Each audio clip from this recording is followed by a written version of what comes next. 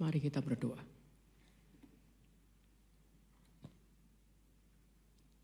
Bapa di dalam surga, kami mengucap syukur Tuhan itu boleh hadir di tengah-tengah kami. Kami mengucap syukur jika Tuhan itu boleh memberikan hari baru untuk kami itu mulai di dalam sabat kami untuk mengenang bagaimana Roh Kudus itu telah diberikan bagi setiap kami, siapapun kami. Kami mengucap syukur jika pagi hari ini Tuhan boleh mengurapi kami dengan firman-Mu. Kami yang sudah bernyanyi bagi Tuhan, kami yang sudah bersuara bagi Tuhan. Kini tiba saatnya bagi setiap kami itu untuk duduk, untuk Tuhan itu bersuara bagi setiap kami dan kami itu mendengar. Karena itu bersuaralah bagi setiap kami melalui hamba-Mu. Engkau pakai dengan segala keterbatasan dan juga urapi setiap kami. Agar setiap kami boleh sungguh-sungguh memiliki hati seorang murid yang mau menerima firman-Mu, yang mau mendengar bagaimana Tuhan itu membentuk dan mengarahkan kami. Berkati setiap kami, bersuaralah bagi setiap kami. Hamba-Mu siap, setiap kami siap untuk mendengar. Di dalam nama Yesus Kristus kami berdoa. Amin. Shalom Bapak Ibu dan saudara-saudari yang dikasihi dalam Tuhan. Hari ini di dalam rangka Hari Pentakosta kita akan membahas satu firman Tuhan dengan tema yang diberikan, yaitu Roh Kudus bekerja di dalam kita. Roh Kudus bekerja di dalam kita. Saya ambil dari Yohanes pasal 16 ayat yang ke-4b sampai dengan ayat yang ke-15. Dengan tema Roh Kudus bekerja di dalam kita. Yohanes pasal 16 ayat 4b sampai dengan ayat yang ke-15. Saya akan bacakan bagi setiap kita, demikian firman Tuhan. Yohanes pasal 16 ayat 4b sampai dengan ayat yang ke-15. Hal ini tidak kukatakan kepadamu dari semula, karena selama ini aku masih bersama-sama dengan kamu. Tetapi sekarang aku, yaitu Yesus ini, pergi kepada Dia yang telah mengutus aku. Dan tiada seorang pun di antara kamu yang bertanya kepadaku, kemana engkau pergi? Tetapi karena aku mengatakan hal itu kepadamu, sebab itu hatimu berduka cita. Namun benar yang kukatakan ini kepadamu adalah lebih berguna bagi kamu jika aku pergi. Sebab jikalau aku tidak pergi, penghibur itu atau penasehat itu tidak akan datang kepadamu. Tetapi jikalau aku pergi, aku akan mengutus Dia kepadamu. Dan kalau Ia datang, Ia akan menginsafkan dunia akan dosa, kebenaran dan penghakiman. Akan dosa karena mereka tetap tidak percaya kepadaku. Akan kebenaran karena aku pergi kepada Bapa dan kamu tidak melihat aku lagi. Akan penghakiman karena penguasa dunia ini telah dihukum. Masih banyak hal yang harus kukatakan kepadamu, tetapi sekarang kamu belum dapat menanggungnya. Tetapi apabila Ia datang, yaitu Roh kebenaran, Ia akan memimpin kamu ke dalam seluruh kebenaran, sebab Ia tidak akan berkata-kata dari dirinya sendiri, tetapi segala sesuatu yang didengarnya itulah yang akan dikatakannya. Dan Ia akan memberitakan kepadamu hal-hal yang akan datang. Ia akan memuliakan aku, sebab Ia akan memberitakan kepadamu apa yang diterimanya daripadaku. Segala sesuatu yang Bapa punya adalah aku punya. Sebab itu aku berkata, Ia akan memberitakan kepadamu apa yang diterimanya daripadaku. Demikian pembacaan firman Tuhan. Saudara-saudara, jika kita lihat di dalam bagian ini, Yohanes itu salah satu Injil yang mengungkapkan bagaimana peran Roh Kudus itu dengan demikian jelas.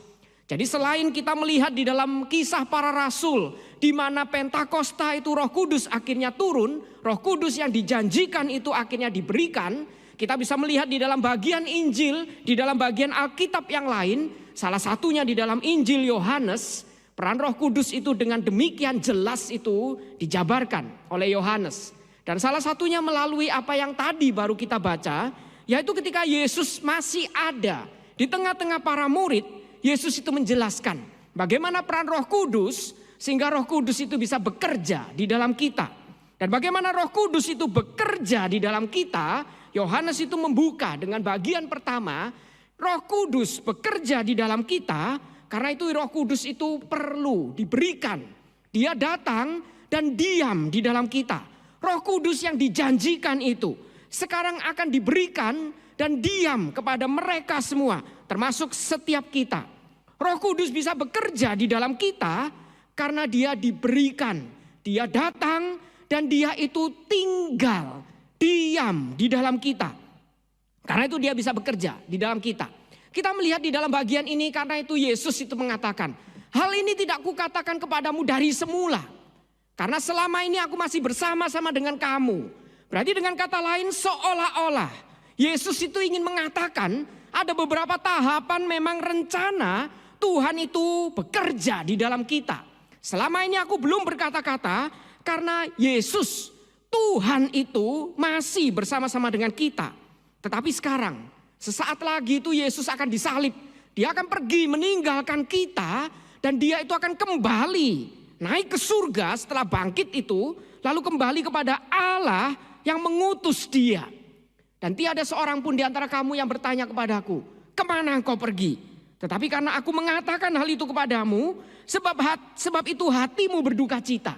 Berarti Yesus itu mengatakan, sekarang saya bersama-sama dengan kamu, karena itu selama ini belum mengatakan hal ini. Tapi sesaat lagi, aku akan meninggalkan kamu semua, karena dia akan mati. Meskipun nanti bangkit, tapi dia akan naik ke surga. Dan setelah naik ke surga, dia meninggalkan kita, disitulah dia memberikan Roh Kudus. Roh Kudus itu akan datang dan diam di dalam setiap kita. Karena itu dikatakan di dalam bagian berikutnya. Namun benar yang kukatakan ini kepadamu adalah lebih berguna bagi setiap kita jika Yesus itu pergi meninggalkan kita. Sebab jikalau Yesus itu tidak meninggalkan kita, penghibur itu, atau sebenarnya ini lebih tepat, penasehat itu, penolong yang lain itu tidak akan datang kepadamu. Tetapi jikalau Yesus itu meninggalkan kita, dia akan mengutus penolong ini kepada setiap kita. Dan Bapak Ibu, bukankah ayat ini seringkali membingungkan kita? Kita itu seringkali berkata, bukankah lebih baik Yesus itu terus ada di tengah-tengah kita? Kalau Yesus itu terus ada di tengah-tengah kita, saya rasa gereja itu tidak perlu bingung mengundang pembicara. Undang aja Yesus terus. Kita tidak perlu bingung rapat memikirkan bagaimana arah gereja ke depan. Langsung aja WhatsApp Yesus yang masih terus ada di tengah-tengah kita.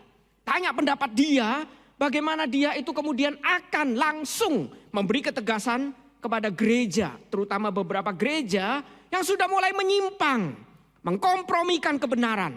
Bukankah kita seringkali berpikir, lebih baik itu Yesus terus ada. Kenapa Yesus perlu pergi? Dan dia mengatakan lebih baik dia itu pergi.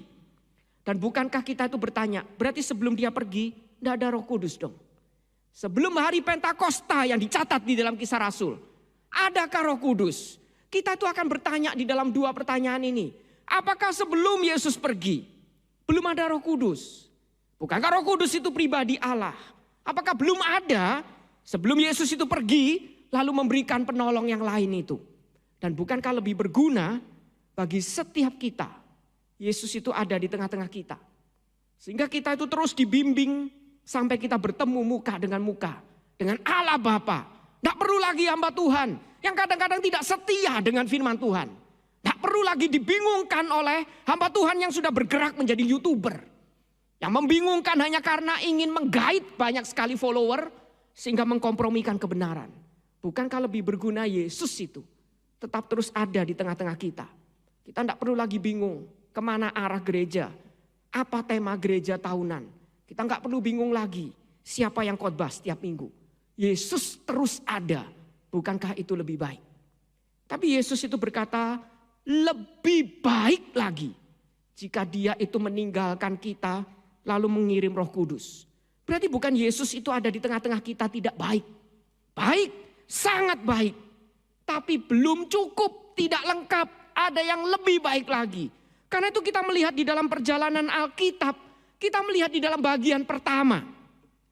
Alkitab selalu mencatat Tuhan itu selalu terlalu jauh, terlalu tinggi. Tuhan itu di atas kita. Sehingga di dalam perjanjian lama umat itu selalu ketakutan jika harus berjumpa dengan Tuhan. Bahkan mereka mengatakan Tuhan yang maha kudus, kami ini orang berdosa. Sehingga ketika dia datang dalam gemuruh mereka itu ketakutan. Lalu mereka mengatakan Musa saja yang bertemu Tuhan. Sehingga kalau kurang kudus biar Musa saja yang mati. Tapi kami itu takut ketemu Tuhan. Karena kami yang kurang kudus, tidak kudus, berdosa ini. Sekarang berhadapan dengan Tuhan yang kudus. Yang terlalu tinggi, terlalu mulia. God above us. Tapi tidak cukup. God yang terlalu tinggi above us itu. Di dalam perjanjian baru kemudian menggenapi rencananya. Dia memberikan Tuhan yang dimana kita bisa mengatakan Immanuel, God with us. Tuhan bersama kita. Sekarang Tuhan itu yang terlalu tinggi itu, tidak pernah terlalu jauh bagi kita. Dia sekarang bisa turun sehingga Yohanes mengatakan, apa yang saya dengar, lihat, bahkan raba, itu yang saya beritakan kepadamu. Tuhan yang terlalu tinggi itu, sekarang dia sudi turun untuk bersama dengan kita. Yaitu dalam bentuk manusia yang kita sembah di dalam nama Yesus Kristus itu. Dia sekarang bersama dengan kita. Tapi Yesus mengatakan, ini belum lengkap. Dia melanjutkan lagi, kalau cuman God with us. Setiap kita akan lupa panggilan kita. Setiap kita cuman akan nebeng kesaksian Yesus, pelayanan Yesus. Kita cuman menjadi mengidolakan dia. Karena itu perlu ada tahapan yang berikutnya. Sekarang God yang with us itu naik ke surga untuk memberikan penolong yang lain di dalam kita. God in us. Roh Kudus itu yang akan menggantikan tempat Yesus untuk memampukan setiap kita untuk bersaksi bagi dia. Karena itu Yesus itu mengatakan, setiap kita akan menerima kuasa Roh Kudus. Karena itu lebih baik kalau dia itu pergi, karena ketika dia naik ke surga, baru disitulah kita disadarkan, sekarang giliran tugas setiap kita bersaksi. Yesus sudah memulai karya penebusannya. Bagaimana kita melanjutkan karya penebusan yang sudah dimulai itu. Sekarang setiap kita yang sudah diberikan Roh Kudus, kita sadar. Yesus sudah bersama kita, bisa kita teladani. Sekarang Yesus naik ke surga, dia memberikan penolong yang lain itu. Untuk datang dan tinggal diam di dalam kita. Bahkan itu sudah dituliskan dari Keluaran 29. Dari awal Tuhan Allah itu mengatakan, aku akan diam di tengah umatku. Dan itu digenapi di dalam Pentakosta. Jadi bagian pertama, Roh Kudus bekerja di dalam kita. Yohanes mengingatkan, Roh Kudus bekerja dengan cara dia datang, diam di tengah kita. Lalu apa bedanya dengan dulu sebelum zaman Yesus, sebelum Pentakosta, Roh Kudus sudah ada. Tapi Roh Kudus kalau kita lihat di dalam Perjanjian Lama, dia diberikan kepada orang tertentu yang dipanggil Tuhan melakukan tugas dari Tuhan. Dan kadang-kadang ketika tugas itu selesai, Roh Kudus bisa meninggalkan orang itu. Tapi semenjak Pentakosta, setiap kita, siapapun kita, asal kita percaya, kita diberikan Roh Kudus. Dan Roh Kudus itu diam di dalam kita. Roh Kudus itu, Yesus naik ke surga. Dia diberikan untuk tinggal di dalam setiap kita, siapapun kita. Karena setiap kita punya tugas dari Tuhan. Karena itu pertanyaannya, apa tugasnya? Bagian ini diberikan transisi ayat 7 sekali lagi, bahwa Roh Kudus itu adalah penghibur, diterjemahkan dalam bahasa Indonesia. Tapi di dalam bahasa aslinya sebenarnya ini lebih tepat diterjemahkan itu bukan penghibur, tapi parakletos, itu adalah penasehat. Dan penasehat itu dalam pengertian penasehat hukum. Parakletos itu para kaleo, para itu dipanggil untuk dekat, kaleo, para itu dekat, kaleo itu call, dipanggil untuk dekat, memampukan kita. Dan di dalam pengertian itu seperti suasananya itu persidangan. Jadi mirip seperti kalau setiap kita itu disidang, kita itu tidak mampu membela perkara kita karena kita tidak tahu pasal-pasal hukum. Karena itu kita perlu menyewa pengacara, penasehat hukum. Dia sekaligus memberikan kita itu satu pembelaan, sekaligus dia itu memberikan tuntutan kepada orang yang menuduh kita. Bahwa tuntutanmu itu salah. Itu parakletos. Dan parakletos yang diberikan kepada setiap kita, tinggal di dalam setiap kita, punya dua fungsi. Dilanjutkan oleh Yohanes. Dia datang dan diam di dalam kita. Yang pertama adalah untuk menginsafkan dunia. Ini tugas pertama. Dari Roh Kudus yang diberikan bagi setiap kita. Parakletos yang diberikan bagi setiap kita. Karena itu dikatakan, tugas dia yang pertama, kalau dia datang, tinggal di dalam setiap kita, dia akan menginsafkan dunia. Menginsafkan dunia itu akan dosa, kebenaran, dan penghakiman. Baru dijabarkan. Akan dosa, karena orang-orang itu tetap tidak percaya, menolak Tuhan. Akan kebenaran, karena aku pergi kepada Bapa dan kamu tidak melihat aku lagi. Jadi yang bersaksi itu nanti setiap kita yang dilihat. Mereka tidak melihat Yesus lagi. Akan penghakiman, karena penguasa dunia ini telah dihukum. Sekarang ditegakkan. Penghakiman itu sekarang ada hakim yang membela kita.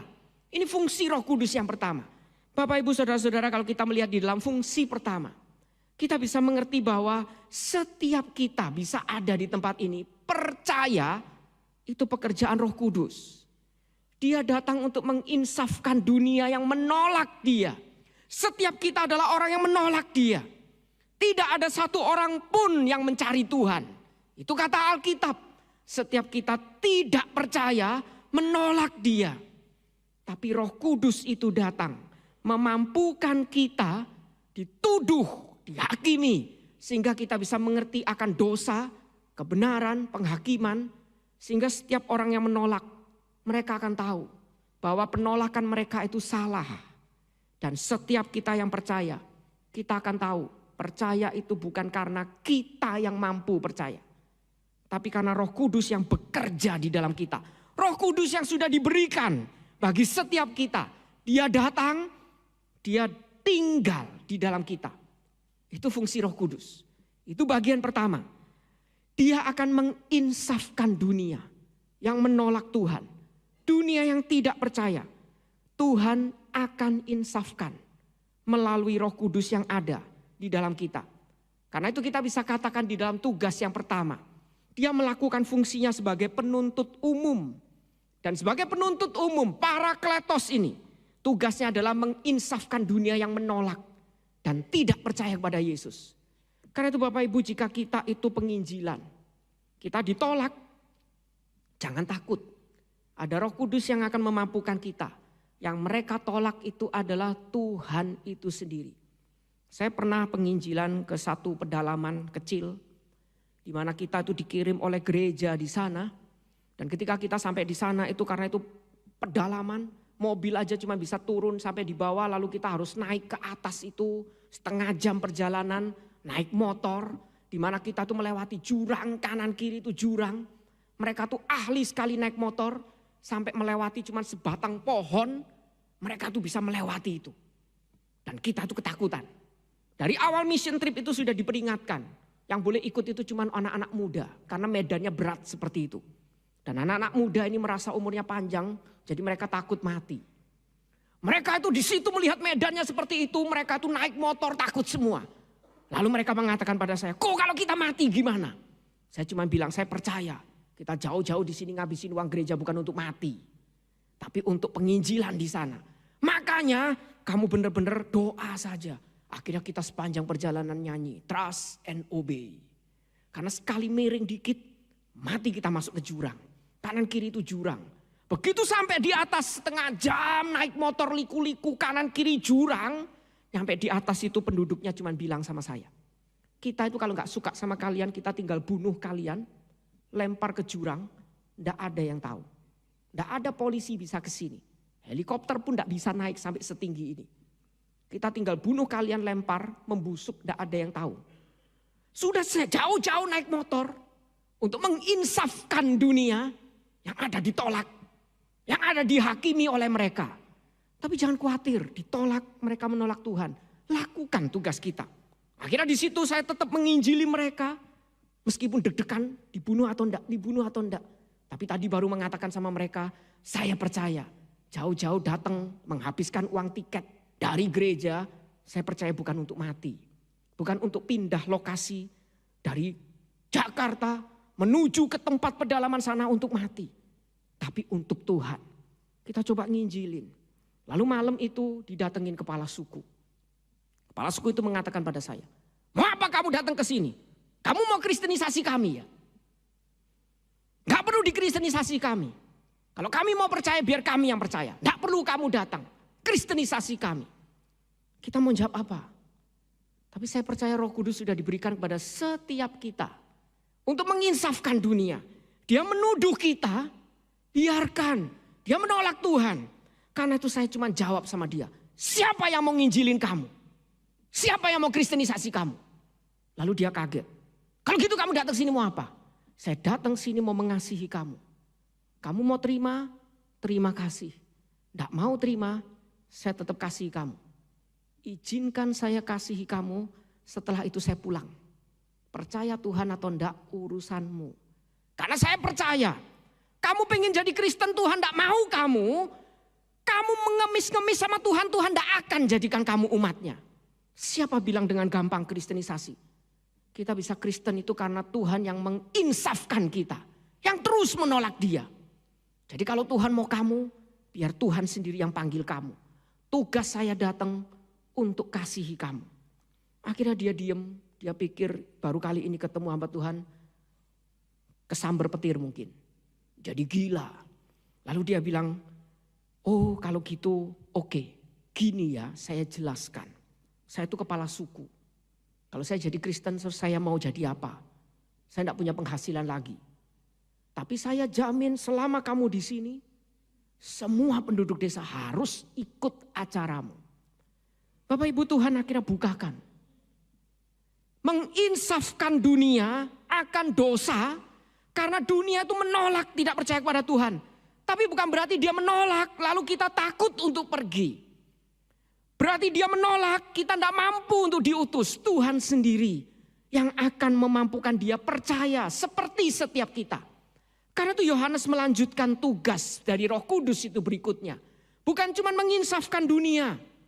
Tapi berikutnya adalah juga untuk mengajar dan mengingatkan setiap kita yang sudah percaya. Karena itu berikutnya ini dikatakan dalam bagian berikutnya, masih banyak hal yang Yesus itu harus ajar pada kita. Tapi kalau semua dikasih, kita tidak mampu menyerapnya. Tetapi apabila Roh Kudus itu datang, yaitu Roh kebenaran, Ia akan memimpin kamu ke dalam seluruh kebenaran. Sebab Ia tidak akan berkata-kata dari dirinya sendiri, tetapi segala sesuatu yang didengarnya, itulah yang akan dikatakannya. Berarti dia tidak akan memberikan ajaran baru. Dia akan mengingatkan semua ajaran yang sudah diajarkan oleh Yesus itu. Ini fungsi Roh Kudus. Lalu berikutnya lagi. Ia juga akan memuliakan aku, sebab ia akan memberitakan kepadamu apa yang diterimanya daripadaku. Segala sesuatu yang Bapa punya adalah aku punya, sebab itu aku berkata, ia akan memberitakan kepadamu apa yang diterimanya daripadaku. Dia akan mengajar kita. Dan dia akan mengingatkan kita. Itu fungsi Roh Kudus bagi setiap kita orang percaya. Karena itu Bapak Ibu, fungsi Roh Kudus bagi setiap kita orang percaya, dia adalah guru dan penerjemah. Fungsinya adalah untuk mengingatkan dan mengajar kita. Ini fungsi Roh Kudus yang Yohanes itu jabarkan. Dan saya rasa dua fungsi ini yang terus mengingatkan kita satu hal. Saya percaya sebelum saya khotbah setiap kita tuh tahu. Kita orang Kristen dipanggil untuk bersaksi. Setiap kita tahu Pentakosta itu berarti Roh Kudus itu turun tinggal di dalam kita. Setiap kita tahu kita itu siapapun asal percaya kita punya Roh Kudus. Tapi kadang-kadang orang Kristen itu pelupa. Dan pelupa itu adalah musuh terbesar kekristenan. Musuh terbesar kekristenan bukan seperti yang tadi saya ceritakan. Orang yang menolak kita untuk bermisi, menginjili, mengasihi mereka. Bukan. Musuh terbesar orang Kristen itu adalah karena orang Kristen itu suka pikun rohani. Saya pernah mengajar di satu pemuda. Khotbah pelayanan di satu pemuda. Seperti biasa pemuda itu pasti ada kesaksian. Karena persekutuan. Siapa yang mau bersaksi? Seperti biasa juga, biasanya gereja-gereja Injili seperti kita itu pemalu. Disuruh bersaksi tidak ada yang mau maju. Siapa yang mau bersaksi semuanya nunduk. Langsung menghindari eye contact. Akhirnya saya maju. Karena tidak ada yang bersaksi kuku maju. Saya maju. Lalu begitu saya maju saya bilang sebelum saya khotbah saya mau tanya beberapa hal. Kenapa tidak ada yang mau maju bersaksi? Biasanya cuma ada dua kemungkinan orang. Yang pertama, saya tidak mau maju bersaksi karena saya tidak punya pengalaman apapun bersama Tuhan. Jadi disuruh maju bersaksi mau ngomong apa? Saya tidak punya pengalaman apapun hidup bersama Tuhan. Apakah kamu orang macam pertama? Jelas mereka sungkan, mereka mengatakan ya enggak laku. Masa kita orang Kristen tidak punya pengalaman sama Tuhan? Kalau gitu kamu orang macam kedua. Kedua adalah saya punya pengalaman bersama Tuhan, sangat indah, tapi lupa. Lalu punya lagi pengalaman bersama Tuhan, ketika punya masalah, Tuhan sertai dengan luar biasa. Lalu saya bisa melewati masalah itu dengan indah, tapi lupa lagi. Sehingga ketika disuruh bersaksi bingung, mau ngomong apa? Semua lupa.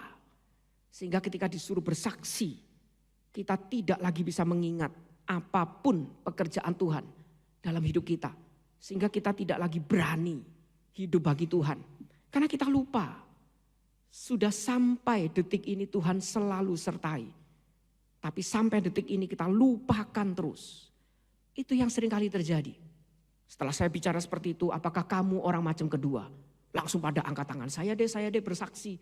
Tiba-tiba jadi ingat semua. Tiba-tiba jadi punya memori. Nggak pikun lagi. Saya rasa musuh terbesar kekristenan. Karena kita sering lupa anugerah Tuhan.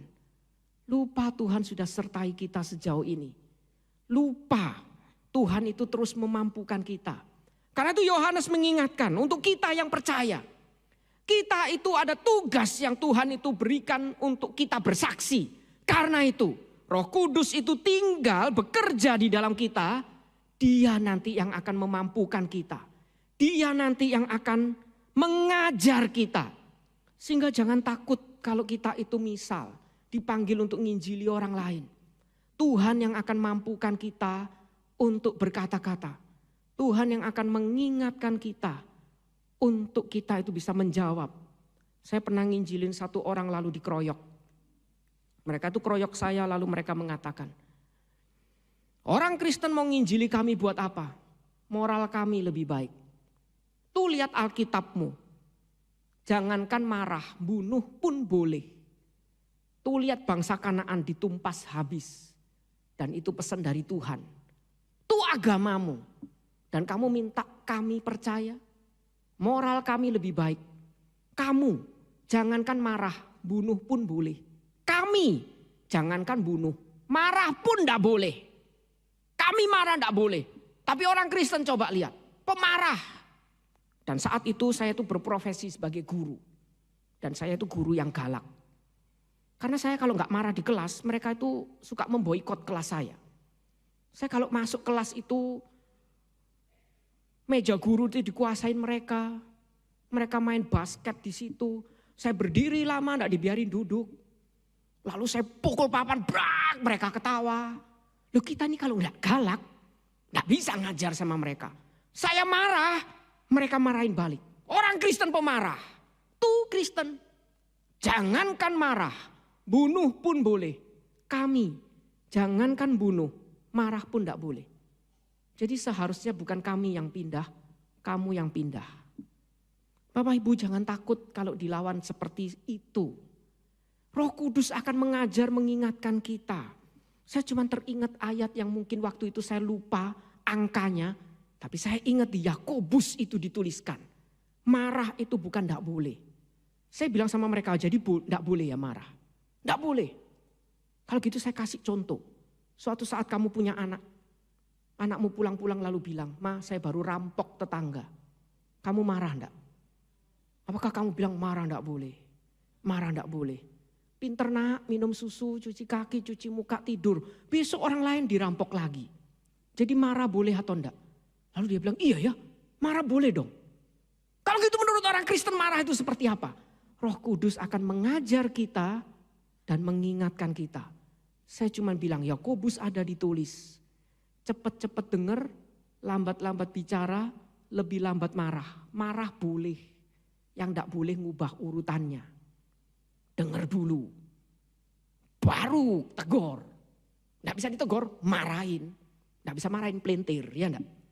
Tapi jangan dibalik, marah-marah dulu setelah marah. Gelepar, sesek nafas, baru maumu itu apa sih? Baru ngomong, baru oh salah paham, sorry. Dibalik urutannya itu yang membuat selalu jatuh banyak korban. Dengar dulu, bicara, baru marah, perlu tegur. Baru mereka mengatakan agama apa itu? Sampai marah saja ditulis dengan detail. Karena itu Bapak Ibu saya ngajar di sekolah itu. 4 bulan saya ngajar 21 orang pindah Kristen. Karena Roh Kudus yang memampukan dan mengingatkan setiap kita. Masalahnya, apakah kita mau terus belajar membaca firman Tuhan? Karena itu bagian ini kemudian dijelaskan. Saya berikan Roh Kudus itu mengajar dan mengingatkan. Roh Kudus sebagai Parakletos itu berarti punya dua fungsi. Dia datang, tinggal di dalam kita, bekerja dengan cara untuk orang yang tidak percaya. Dan orang yang percaya, dia punya dua tugas yang berbeda. Untuk setiap kita, dia akan mengajar dan memampukan kita, mengingatkan kita. Dan untuk orang yang tidak percaya, dia akan menginsafkan. Nah sekarang kita bertanya, bagaimana orang tidak percaya diinsafkan? Dengan cara melalui kesaksian kita. Roh Kudus bekerja melalui kesaksian setiap kita. Sehingga orang yang tidak percaya yang dituntut itu, kemudian bisa percaya, setelah percaya dia bisa masuk untuk menjadi anggota kita agar dia bisa terus diajar dan diingatkan. Lalu pergi bersaksi menginsafkan dunia agar dunia itu bisa percaya. Lalu dia bisa kembali diajar, diinsafkan lagi, lalu percaya, diajar lagi, lalu menginsafkan orang lain, percaya lagi. Lalu orang yang percaya itu diajar lagi, diingatkan lagi. Ini yang terjadi ketika Roh Kudus itu turun. Ketika Roh Kudus itu diberikan pada setiap kita. Ketika Roh Kudus bekerja di dalam kita. Dia bekerja itu dia datang dan diam di dalam kita. Untuk menginsafkan dunia. Dengan cara apa? Dengan cara kita itu diajar, diingatkan, lalu kita pergi bersaksi menginsafkan mereka. Itu tugas kita. Karena itu Bapak Ibu jangan takut diutus. Takutlah jika kita pergi tanpa Roh Kudus. Tapi percaya jika Roh Kudus itu ada, setiap kita bisa dimampukan. Seperti tadi kita menyaksikan baptisan.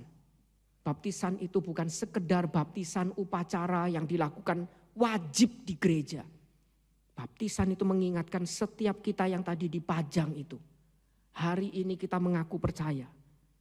Berarti hari ini kita terima Roh Kudus. Pulang jadi saksi, menginsafkan dunia. Dengan cara apa? Di dalam kita terus diajar, diingatkan. Agar kita bisa diutus keluar, menginsafkan dunia. Itu makna baptisan. Setiap kita mengaku, mulai hari ini hidup saya berbeda. Saya hidup bagi Tuhan, ajar aku, ingatkan aku. Agar dunia bisa diinsafkan melalui kesaksianku. Mari kita tundukkan kepala, kita berdoa. Bapa di dalam surga, kami sekali lagi ingin mengingat panggilan kami. Setiap kami yang Tuhan itu sudah berikan Roh Kudusnya. Setiap kami yang betul-betul sudah percaya. Setiap kami itu diberikan Roh Kudus. Dan Roh Kudus itu terus mengajar, mengingatkan kami, memampukan kami untuk melakukan tugas kesaksian. Dan melalui tugas kesaksian ini kiranya dunia itu boleh diinsafkan. Sehingga banyak lidah mengaku Yesus Kristus adalah Tuhan. Dan banyak orang itu boleh kami jangkau menjadi murid Kristus. Untuk kami itu ajar dan baptis mereka. Untuk mereka itu boleh terus diajar melakukan tugas dari Tuhan. Perintah dari Tuhan. Karena itu Bapa, Engkau yang sudah memanggil setiap kami. Engkau yang sudah memampukan setiap kami. Biar akhirnya setiap kami itu boleh berani keluar, diutus bagi Tuhan. Itu yang kami ingin maknai di hari Pentakosta. Biar setiap kami, apapun kondisi kami bisa bersaksi bagi Tuhan. Karena Tuhan sudah memberikan rohnya bagi kami. Asalkan kami sungguh-sungguh percaya, kami punya Roh Kudus. Karena kami bisa percaya itu pun pekerjaan Roh Kudus. Dan setiap kami yang sudah percaya, kiranya boleh pergi bersaksi bagi Tuhan. Di dalam nama Yesus Kristus kami berdoa. Amin.